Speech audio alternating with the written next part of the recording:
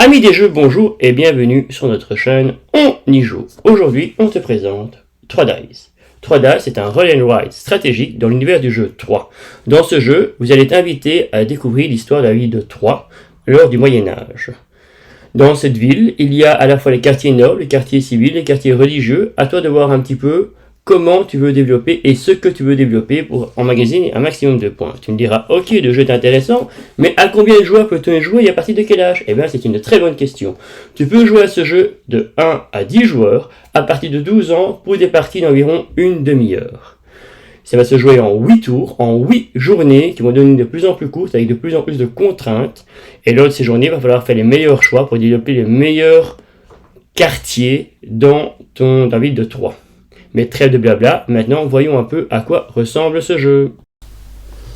Mais nous voilà pour la mise en place de 3 Dice. Alors comme vous le voyez, la mise en place est assez simple. Il y a ici une horloge autour de laquelle nous allons placer les différents petits palets qui sont recto verso. De temps en temps, les recto et les verso sont différents. De temps en temps, ils sont les mêmes. On y reviendra par après. Ces différents palets sont placés de manière aléatoire. Mais avant de s'attarder à l'horloge, regardons un peu la feuille de points qui va être vraiment la chose la plus importante. Ici, on marque le petit nom. Moi, j'ai marqué on y joue. Alors, on voit qu'il y a vraiment 3 lignes et 6 colonnes. Il va falloir, dans un premier temps, numéroter ces colonnes. Alors, il conseille de numéroter la première fois de 1 à 6. Le crieur public va devoir crier pour numéroter de 1 à 6. Et celui qui va acheter les dés sera le responsable des dés parce qu'on joue ensemble, mais c'est une seule personne qui est responsable de jeter le dé et également de la gestion de l'horloge. Donc ici, pour la facilité, on va faire comme si c'était une partie débutant. Donc on va numéroter de 1 à 6. Alors vous allez me dire pourquoi est-ce que c'est pas fait de base? Mais tout simplement pour la rejouabilité des choses et pour faire que les parties ne soient pas les mêmes tout le temps, parce que si on numérote dans un autre ordre, ça peut vraiment influencer la partie. La seule chose qui est importante, enfin les deux seules choses qui sont importantes, pardon, c'est qu'il y ait tous les numéros 1 dans la même ligne, la même colonne, pardon, numéro 2, numéro 3, numéro 4, numéro 5, numéro 6, et surtout que tous les joueurs aient les mêmes numéros aux mêmes places. On ne pourra pas dire que le joueur A et le 1 là, le 2 là, enfin comme ceci, et que le numéro 2 par exemple soit dans l'autre sens, 6, 5, 4, 3, 2, 1. Il faut qu'on ait tous la même manière de fonctionner, la même feuille de points, la même feuille de scoring dès le début. Alors on voit qu'il y a 3 zones différentes. La zone rouge ici, c'est vraiment la zone d'influence en fait, ce qui va pouvoir influencer vos dés. Donc ici on voit il y a des fanions. De base on a 3 fanions, on a 3 deniers et on a 3 connaissances. Ces fameuses fanions, ces fameuses influences vont pouvoir, comme son indique, influencer le dé. En dépensant un fanion, je peux augmenter ou diminuer le chiffre d'un dé. On verra par après lorsqu'on va faire une petite partie test. Ici, les deniers nous permettent d'acheter un dé. Vous allez voir, certains dés peuvent être gratuits, mais sinon il faut les acheter. Donc il faut dépenser des sous pour ça. Donc il faut faire des moments, gagner des sous pour pouvoir en dépenser. Et enfin, les connaissances, eux, permettent, en barrant 2, de changer la couleur d'un dé. Donc ça peut être aussi important. S'il y a un dé dont le chiffre nous intéresse, mais la couleur n'est pas bonne, on va pouvoir le changer. Donc comment est-ce qu'une partie va se passer? Je disais, le crieur public va devoir lancer les 4 dés. Vous voyez, il y a 3 dés transparents et un dé noir.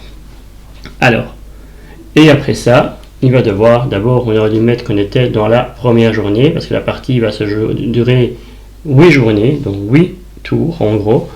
Et donc il va devoir placer dans l'ordre croissant les dés. Donc on place le 1 ici, le 4 ici, et puis alors ici vous voyez, le dé blanc et le dé noir ont tous les deux le 5 d'affiché. On va devoir d'abord placer le noir et ensuite le blanc. Ok. Une fois que les dés sont lancés, une fois que les dés sont placés, on doit résoudre l'événement. Pour la phase 1, la journée 1 pardon, et la journée 2, ça ne pose pas encore trop de problèmes. Donc, puisque on va juste écarter le temps de la première partie de journée. Vous voyez, chaque journée, au fait, je vais de le dire, chaque journée est divisée en 2 parties. On a la matinée, on va dire, et l'après-midi, ou la matinée et la soirée, c'est vous qui voyez. Donc voilà. Donc ici, on a placé les dés, on a écarté le dé noir parce qu'il ne jouera pas pour l'instant, et les joueurs vont faire leur choix. Alors ici, quand je joue tout seul, je ne joue pas contre une machine, je ne joue pas contre le jeu, je joue juste à faire du scoring. Le but du jeu sera de faire le plus gros score. Et donc voilà, après ça, on peut voir que dans la fin du livre, par exemple, il y a les scores que les créateurs de jeux ont fait. On y reviendra par après. Donc, une fois que les dés ont été jetés, que nous avons, entre guillemets, sacrifié le lieu où il y avait le dé noir, eh bien, j'ai droit à faire 3 actions différentes. La première action que je peux faire, c'est gagner des ressources. Donc ici, je pourrais, sans rien dépenser, gagner une pièce. Ici, je pourrais, en dépensant soit une pièce, soit une influence, soit une connaissance, gagner 4 influences. Ici, ben, c'est mort. Ici, en dépensant 2 pièces, je pourrais gagner 5 influences, par exemple. Ça, c'est gagner des ressources. Mais je pourrais aussi, éventuellement, construire des bâtiments de prestige. Donc, les bâtiments de prestige, ce sont les bâtiments qui sont au-dessus de mes différentes lignes. Ok, donc je pourrais choisir de construire mes bâtiments de prestige. Ici, le bâtiment de prestige 1 qui me rapporterait 3 influences par dé rouge. Ça pourrait être intéressant, je gagnerais 6 influences et ça ne me coûterait rien du tout. Ici, le bâtiment 4, toujours en payant 1, je pourrais éventuellement, le 4 rouge, construire ce bâtiment-ci, ce bâtiment de prestige ici. Paf, ça me ferait rapporter un petit bonhomme, enfin ainsi de suite. Ce que moi je vais faire, je vais plutôt faire une des choses que je peux faire aussi, c'est-à-dire construire une forteresse. Les forteresses sont intéressantes parce qu'à partir du tour 3, nous devons barrer les lieux où les dés noirs sont arrivés. Pour l'instant, on a juste reculé les dés noirs et ça ne fonctionne pas. Mais à partir du tour 3, on devra barrer les lieux où le dé noir est arrivé et en construisant une forteresse, il faut prendre un dé rouge pour ça. En construisant une forteresse, eh bien, on va préserver toute notre colonne. Donc moi, je vais pour un denier que je barre ici, toujours le barrer de gauche à droite. Je vais acheter ici le D4 et je vais construire ma... Voilà, je suis très mauvais en dessin, mais c'est marqué que ça ne doit pas être 100% précis pour le faire. Alors, il conseille de le faire vraiment partout, comme ça on n'oublie pas tout à l'heure qu'on a vraiment fait une forteresse. Et ça devient de mal en pis. Mais voilà, ma forteresse est faite. Une fois que c'est fait, hop, on retourne de l'endroit où il y avait les dés noirs. Ici, peu importe, c'était la même couleur des deux côtés.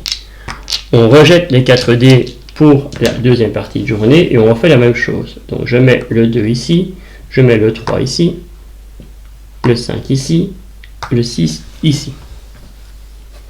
Et je fais pareil, je fais le choix que je veux. Je vois ici que celui-ci, je le recule évidemment, donc ici il ne sera plus possible de construire de forteresse puisque la seule touche rouge était avec un dé noir, donc pas possible de le faire. Mais ce que je vais faire, je vais ici construire mon bâtiment de prestige numéro 2 pour rien du tout, puisqu'ils sont en face du 0. Je vais construire mon bâtiment de prestige numéro 2. Et quand je construis mon bâtiment de prestige, je dois directement reporter entre 1 et 2, c'est x1, 3 et 4 bâtiments construits, c'est x2, et 5 et 6 bâtiments construits, c'est x3. Et donc ici, je vais aller reporter. On voit le petit personnage qui est ici. C'est pas très clair pour vous, je vous montre un peu plus en détail. On voit le petit personnage qui est ici, qui est reporté ici. Et donc, je fais x1. Ensuite, eh bien, je vais faire quoi? Je vais de nouveau retourner ceci. Je vais passer à la journée suivante. Et je vais rejeter les dés. Voilà. Alors, ici, nous avons de nouveau le 2, le 3 qui vient ici, donc c'est annulé, et le 5, et un autre 5. Quand ce sont des dés blancs, on s'en fiche duquel on place, exactement la même chose, donc il n'y a aucun souci avec ça. Alors, maintenant, qu'est-ce que je vais faire? Eh bien, je vais faire comme tout à l'heure. Je vois ici, pour 0, je vais construire ma forteresse de ma deuxième colonne. Donc voilà, hop, la forteresse est construite. Ça va vraiment de mal en pis, on dirait du dessin de maternelle, voire même de pré-gardiennat. Donc voilà, mon dessin est fait. Ensuite, qu'est-ce que je vais pouvoir faire? Ben, pareil, je retourne ici, c'est nouveau la même tuile, le même côté, l'autre côté, donc ça ne change rien. Je rejette mes dés pour ma deuxième partie de journée, pardon, et je fais pareil. Je mets mon 3 ici, je mets mon 4 ici, je mets mon autre 4 blanc ici, et je mets mon 6 blanc ici. Alors, que faire maintenant?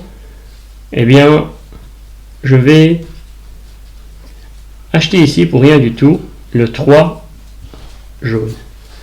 Et je vais acheter le 3 jaune en achetant plutôt un bâtiment de... Allez.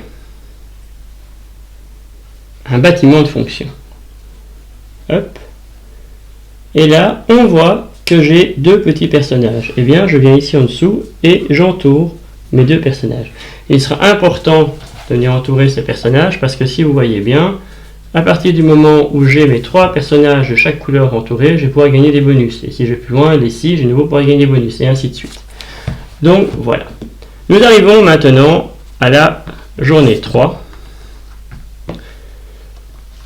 Et à partir de la journée 3, on voit ici que le petit symbole a changé. On voit que le dé a des flammes, ça veut dire qu'on va devoir maintenant, à partir de maintenant, supprimer des parties dans notre ligne. Je jette mes dés. Le 1 va ici, le 6 va ici, non, pardon, il y a d'abord le 5, pardon. Le 5 noir va ici, le 6 va ici, et le 6 va ici. Le 5 noir est ici, eh bien, nous devons maintenant barrer toute, ici, la case du 5 rouge, uniquement la case du 5 rouge, on va pas aller au 5 jaune ni au 5 blanc, ça c'est important. Et maintenant, je continue à faire comme je faisais tout à l'heure. Et ce que je vais faire ici, je vois ici le 6 blanc pour 1. Donc je vais dépenser un denier et je vais aller construire ici mon bâtiment. Donc comme tout à l'heure, je vois ici la petite dame. La petite dame, c'est la même ici, donc ce sera une fois. Il faut savoir que si on n'a pas ici de multiplicateur, tous les points de victoire qu'on pourrait gagner avec nos lignes, on ne les gagnerait pas. Donc ça, c'est important à savoir. Passons à, on retourne ici, l'après-midi de notre jour 3. Voilà.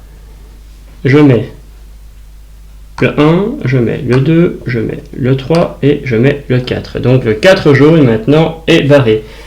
Voilà, c'est la preuve qu'ici, j'avais fait moi une forteresse, donc grâce à ma forteresse, je ne barre pas mon 4 jaune, donc c'est intéressant parce que je vais pouvoir le garder. Et maintenant, je vais un peu aller voir ce qui se passe. Et donc, ce que je vais faire maintenant, je vais construire pour 1 d'influence. Ici, je vais construire... Ah non, c'était déjà fait. Pas de chance, donc j'efface, c'est pas grave. D'où l'avantage de travailler avec un crayon. Voilà. Je vais construire pour 1 denier. Malheureusement, j'ai dépensé mon dernier sou. Je vais construire pour 1 denier. Le 3 ici. Non, pas la... Je fais des bêtises, pas la forteresse vu que c'est pas un dé rouge, mais je vais construire le bâtiment ici. Voilà, ça m'en fait un troisième. On a ici le petit personnage qui est remis ici au-dessus, et donc c'est ma troisième maison, donc je peux construire x2 ceci. Hop là. Et on va faire ainsi de suite de tour en tour. Une fois qu'on a fini, qu'on a fait notre 8e jour, qu'on a fait la soirée de 8e jour, eh bien c'est le moment de faire les totaux. Et les totaux, comment ça se passe? Partout où je n'ai pas construit ces bâtiments prestige, donc partout où je n'ai pas reporté 1, 2 ou 3, eh bien on met 0 et ça fait 0. Et ici on voit que j'ai une fois, mais comme je n'ai rien construit ici c'est malheureux, j'avais construit 2 trucs, mais c'est comme je n'ai pas mis de trucs, ça fait 0. Ici j'ai une fois, mais si je regarde, je n'ai rien construit, donc c'est une fois 0. Par duo de petits fanions, je peux gagner un point de victoire. Donc ici j'en ai 3, donc ça fait 1. Revenons ici. Ici j'ai 1, 2 de construit, x 2, ça me fait 4. Ici je n'ai rien construit, toute façon, j'ai un construit, mais c'était x0, donc c'est 0. Les deux lignes, il ne m'en reste pas, donc c'est 0. Alors ici, j'ai 1, 2, 3, 4 bâtiments, x 2, donc ça me fait 8. Ici, j'ai 1, 2 bâtiments, x 1, ça me fait 2. Mon total ici, 1, 5, 13, 15, et j'ai oublié ici, j'en avais 1, 2, 3, 4, 5, donc ça me fait 2 points bonus, et j'ai oublié combien j'en étais, donc 12, 16, 17. 17 ici. Je compte le nombre de petits personnages que j'ai entourés, 1, 2, 3, 4, 5, 6, 7, 8, 9, 10, 11, 12, 13. J'ai 13 petits personnages. Voilà, j'additionne ceci et ceci, donc 13 et 17, ça nous fait 30. Et voilà, j'ai eu 30 points de victoire. Autant vous dire que c'est complètement faussé, parce que normalement on va atteindre vachement plus de points, on a au moins une cinquantaine de points à chaque fois. Donc voilà, c'était les règles de Dice Throne. Vous voyez, c'est pas compliqué du tout, c'est assez répétitif des journées, bien qu'à chaque fois, la rejouabilité est vraiment géniale, parce qu'on peut retourner ceci quand on met des dés dessus, des dés noirs dessus. On a aussi la chance ou la malchance du jet de dés. Et alors, ce qui est vraiment chouette, c'est qu'il y a aussi différentes petites extensions ici proposées, ainsi que différents petits scénarios proposés aussi. Et je me suis laissé dire aussi que sur Internet, vous pourrez éventuellement trouver encore des scénarios de Dice Throne. Donc il y a vraiment moyen de pouvoir jouer et rejouer à Dice Throne. On se retrouve après pour mes petites remarques et ce que j'ai pensé de ce jeu. Voilà, tu connais pratiquement toutes les règles de 3 Dice. Alors comme tu as pu le voir, d'abord c'est un jeu qui n'est pas vraiment encombrant, il ne prend pas beaucoup de place sur une table. Ça demande d'avoir quoi? Un bic, des carnets qui sont dans le jeu. Et c'est tout finalement, une petite table pour jouer, on est parti. C'est un jeu qui joue assez rapidement, qui est assez facile, puisqu'il finalement il y a 3 actions à faire à chaque fois, lancer des dés, résoudre l'événement et choisir un dé pour faire une action. Et on fait ça à chaque fois le matin et la nuit. Donc c'est vraiment assez facile à faire, il se joue très très rapidement, il n'est pas difficile à comprendre. Ils disent à partir de 12 ans, c'est peut-être pour les petites subtilités, mais si tu as un enfant qui a 10-11 ans et que tu joues régulièrement avec lui, à mon avis, il pourra vraiment s'y retrouver aussi. Alors, il ne porte pas le nom de 3 pour rien du tout, parce qu'on retrouve quand même pas mal ce qu'on retrouve dans l'univers du jeu 3, le jeu de plateau. Je n'y avais pas joué avant de découvrir ce jeu-ci, je l'ai découvert par après et il est vraiment très agréable. J'ai une petite préférence pour celui-ci parce que j'aime beaucoup les Red and White, donc voilà. Mais son grand frère est vraiment très agréable aussi. Concernant le jeu, on y a joué à 2 à 3 joueurs. J'ai aussi joué en solo. Le solo, ce qui est chouette, c'est qu'on nous donne un peu des missions à accomplir. Il y a en plus dans la boîte quelques petites extensions déjà fournies. Et sur internet, on peut trouver vraiment quelques feuilles d'extension aussi pour jouer. Donc c'est vraiment très agréable. Les avantages inconvénients que moi je vois à ce jeu, c'est à la fois un avantage qui peut être aussi un inconvénient pour certains. Pour moi, je vois comme un inconvénient, c'est-à-dire que on peut tous choisir les mêmes dés tout le temps et tous jouer la même chose. Ce qui veut dire que moi, qui est un joueur qui aime bien aller un petit peu embêter mes voisins, aller prendre un dé ou aller prendre une ressource pour empêcher l'autre de l'avoir, même si à moi, il ne me rend pas service, eh bien ça, je ne le retrouve pas ici dedans, parce qu'évidemment, on peut tous prendre les mêmes choses. Mais ça va être des choix stratégiques à un moment ou à un autre. Si on part d'un côté ou de l'autre, eh bien, on va vraiment devoir choisir quelle cité on va essayer de sécuriser, qu'est-ce qu'on va essayer de faire le mieux pour emmagasiner un maximum de points, en essayant aussi de voir un peu ce que l'autre fait, pour voir si on ne doit pas essayer de rentrer dans le jeu là aussi, pour essayer de gagner des points, pour essayer de le dépasser. Donc voilà, c'est un jeu qui est agréable seul, 2, 3. Je n'ai pas essayé à plus que 3, donc je ne peux pas vous dire plus que 3. Le timing reste toujours d'environ une demi-heure, puisque comme on joue tous ensemble, forcément, il n'y a pas un timing plus long au plus grand nombre de joueurs que l'on joue. Donc voilà, 3 Dice, nous, on y joue et on aime bien. Et toi, y joues-tu ?